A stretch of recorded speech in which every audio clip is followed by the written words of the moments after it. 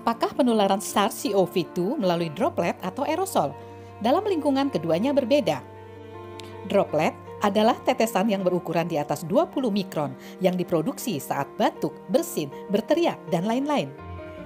Droplet mengikuti gaya gravitasi bumi yang berarti akan jatuh ke tanah setelah berterbangan di udara dengan jarak sekitar 1-2 meter dari asalnya. Sedangkan aerosol adalah partikel halus yang berdiameter di bawah 10 mikron yang dapat melakukan perjalanan beberapa meter sebelum akhirnya jatuh ke tanah atau permukaan benda lainnya. Jadi, aerosol berukuran di bawah 10 mikron dan dapat melakukan perjalanan jauh, sedang droplet lebih besar dari 20 mikron, biasanya mengikuti gaya gravitasi bumi dan jatuh ke tanah. Di antara keduanya, terdapat partikel berukuran 10 hingga 20 mikron yang dianggap memiliki perilaku seperti droplet yang jatuh ke tanah. Ada lagi yang lebih kecil, ukurannya di bawah 5 mikron, sehingga dapat melewati paru dan jalan turun ke ruang alveolar yang dapat menyebabkan pneumonia. Untuk partikel yang ukurannya di bawah 10 mikron dan di atas 5 mikron hanya bisa menembus di bawah glotis dan diperkirakan berhenti di cabang trakea. Ketika droplet jatuh pada permukaan benda, individu yang tidak terinfeksi dapat mengambilnya dengan tangan dan menyentuh wajah sehingga akhirnya mereka dapat terinfeksi. Itulah sebabnya mencuci tangan menjadi sangat penting.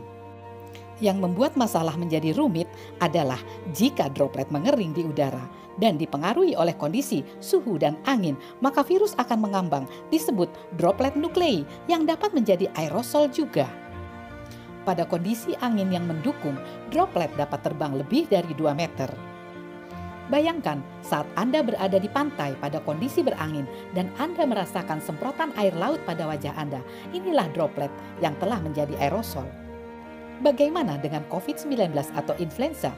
Waktu bertahannya droplet akan lebih panjang ketika terdapat lintas aliran yang sering. Misalnya, pada lingkungan perawatan pasien dengan pintu terbuka, tempat tidur, dan peralatan yang bergerak lalu lalang, serta orang yang berjalan mondar-mandir terus-menerus. Untuk melindungi terhadap partikel yang berterbangan di sekitar kita, maka diperlukan masker agar diri kita dan orang lain terlindungi. Saat bersentuhan dengan droplet pada permukaan benda atau yang disebut vomits, perlu mencuci tangan dan harus menjaga jarak dengan orang lain. Jadi, bagaimana dengan COVID-19 atau SARS-CoV-2? Apakah ditularkan lewat airborne di udara atau droplet melalui vomits yang terdapat di tangan? Ternyata, untuk kasus influenza terdapat bukti keduanya. Mari kita lihat makalah dari Universitas Wuhan tentang karakteristik aerodinamika konsentrasi RNA dari aerosol SARS-CoV-2 pada Rumah Sakit Wuhan selama wabah COVID-19.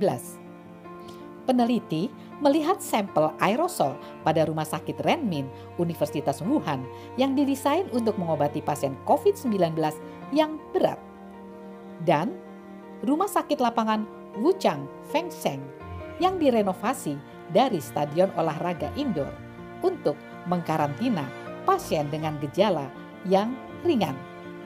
Juga pada area publik yang terbuka di Wuhan selama wabah, mereka mengukur konsentrasi RNA virus pada spesimen. Peneliti tidak melihat apakah virus pada spesimen ini dapat menginfeksi sel atau tidak. Mereka hanya mencari ada tidaknya RNA. Hasilnya, pada area perawatan pasien Rumah Sakit Fengseng, muatan virus pada airborne sangat minimal. Pada ICU Rumah Sakit Renmin tidak ada sama sekali. Pada ruangan dengan tekanan negatif dan pertukaran udara yang sangat tinggi di ruang ICU, CCU, dan bangsal Rumah Sakit Renmin tanpa efektif meminimalkan airborne. Rumah Sakit Fengseng merawat lebih dari 200 pasien dengan gejala ringan selama wabah. Mari kita lihat bagaimana konsentrasi RNA virus di bangsal pasien.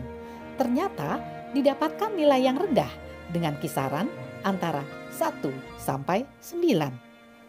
Sedangkan pada sampel yang diambil dari 2 lokasi lantai ICU didapatkan konsentrasi deposit virus yang tinggi. Kemungkinan kondisi ini berasal dari droplet pernafasan.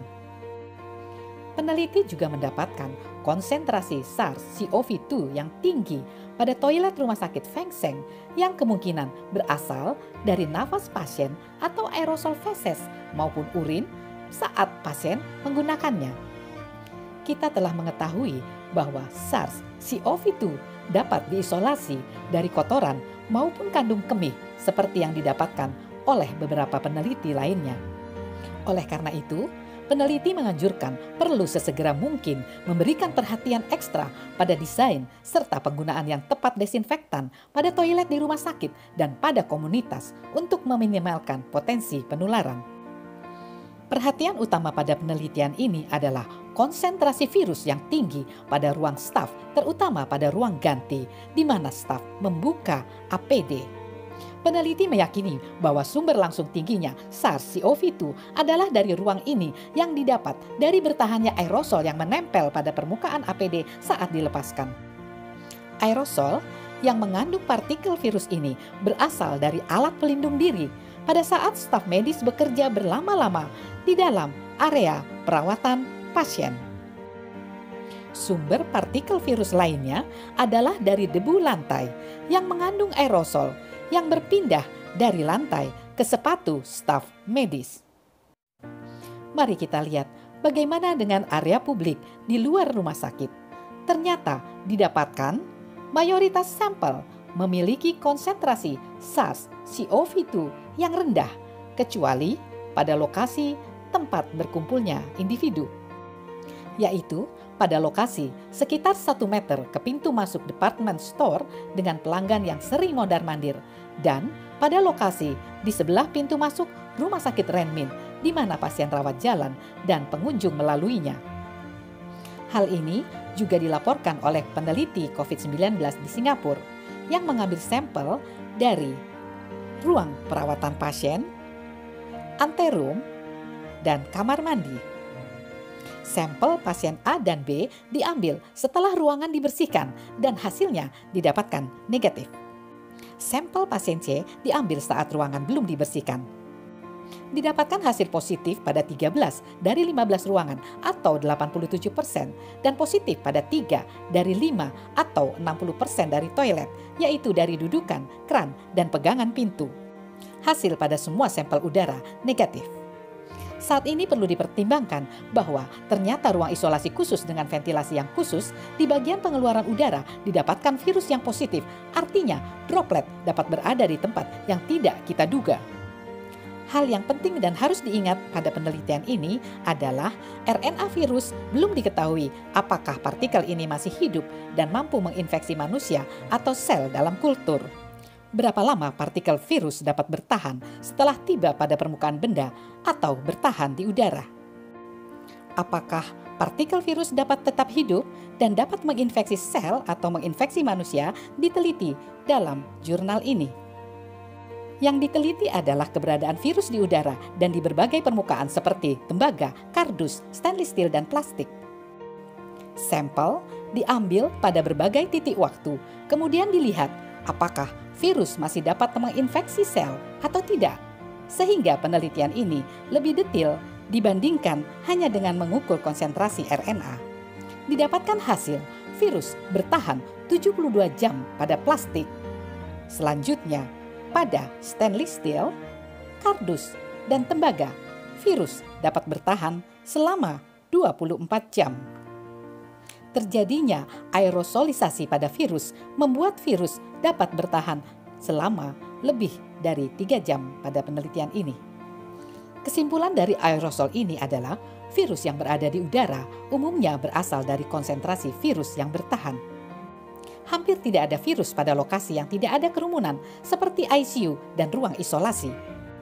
Sedikit virus pada area pintu keluar ruang staf, toilet pasien, dan didapatkan banyak pada ruang ganti staf medis saat melepas APD.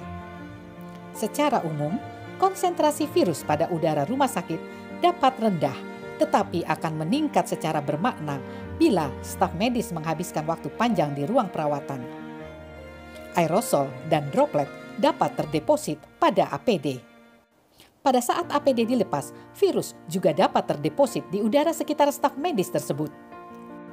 Saat para dokter dan staf medis keluar dari ruang pasien ke ruang ganti, maka disinilah ruangan di mana mereka dapat terinfeksi. Data juga menunjukkan bahwa toilet dapat menjadi tempat penularan, sehingga pembersihan yang rutin dapat mencegah penularan. Sebagai penutup dari penelitian ini adalah pernyataan bahwa kadang ditemukan beberapa kontradiksi pada berbagai penelitian influenza dan SARS-CoV-2. Ini bisa diakibatkan karena berbagai rute penularan dapat berbeda di lokasi mana yang paling dominan. Sehingga dapat dikatakan bahwa rute airborne lebih banyak menempuh jalur oportunistik dibandingkan jalur yang normal. Artinya, rute airborne mungkin sangat relevan hanya untuk situasi tertentu. Jadi, infeksi airborne dapat terjadi pada staf di rumah sakit dan pada kerumunan. Cara infeksi yang lain bisa karena tangan menyentuh vomit dari droplet, kemudian menyentuh wajah.